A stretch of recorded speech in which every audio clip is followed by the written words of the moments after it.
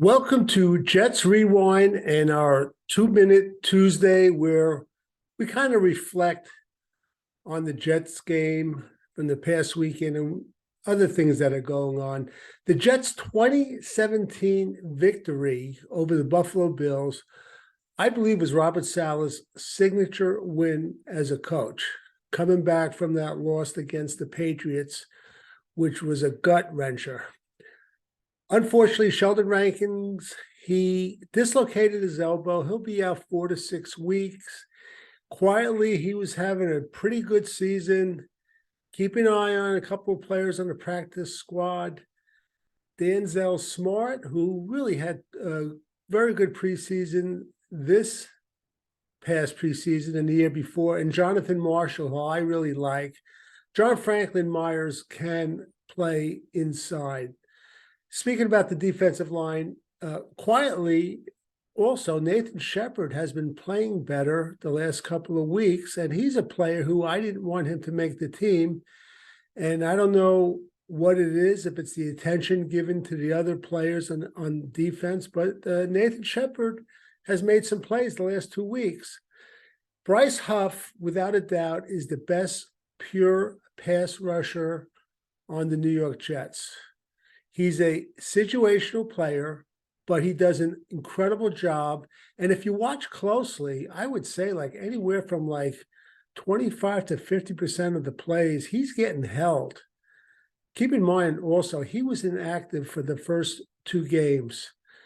I would love the Jets to start practicing some sort of fumble drills. It seems every time there's a fumble, the opponent gets it. Jets never near the ball. So please, Coach Saleh, let's do some fumble drills.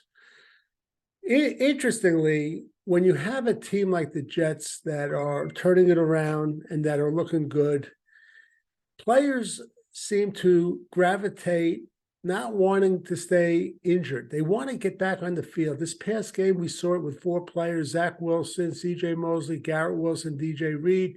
They all went out. They came back into the game. It wasn't one of these slow walks to the tent where they were in the tent for a while and then they're questionable. That's a very good sign. Zach Wilson, I've said it, but I'm not the only one. I think his best play was that last play when he took a sack. He didn't force anything stupid. He didn't throw the ball. He didn't try to run with it, run backwards. I thought he did a good drive, a good play, and probably the smartest play. The last drive that the Jets had, I guess it was 95, 96 yards. On some of those running plays, reminded me of the Pittsburgh Steelers in the 1970s running the ball. They went right down the Buffalo Bills' throat. Let's give some kudos to Jets assistant coaches. Defensive coordinator, Jeff Ulbrich, who last year was getting knocked around and a lot of fans wanted him out of there. Special teams coach, Brent Boyer. This is the third regime he's with, and never underestimate the importance of special teams. The Jets did okay against the Bills. They had a good fake punt. The opening kickoff was something else where our kicker slipped Braden Mann.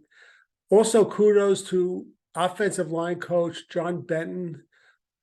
You know, going through the number of players that he's gone through in the offensive line, he's done a really good job patching it together. And the Jets, that with that running attack, look pretty good. January 1st, the Jets are in Seattle. If they keep up this play, look for the NFL to maybe flex that game to a Sunday night game. And as we go into the bye week, I think it would be a great idea if Joe Douglas and Woody Johnson go to the negotiation table and try to extend Queenan Williams. He's well-deserving. He's the best defensive tackle in football right now. But one thing I know, or I think I know about Woody Johnson, 2 things that gets him nervous. It's paying head coaches that are no longer with the team. And it's also paying players a long-term contract. He got burnt with Muhammad Wilkerson. Nobody really knows when a guy signs a long-term contract. You know, it looks good when they're playing. I really believe Queen Williams will continue to play well, even with a long-term contract. After the bye, the Jets on November 20th, we're up in Foxborough. I expect to win. For Marty Schupak and Jets Rewind 2-Minute Tuesday, until next time.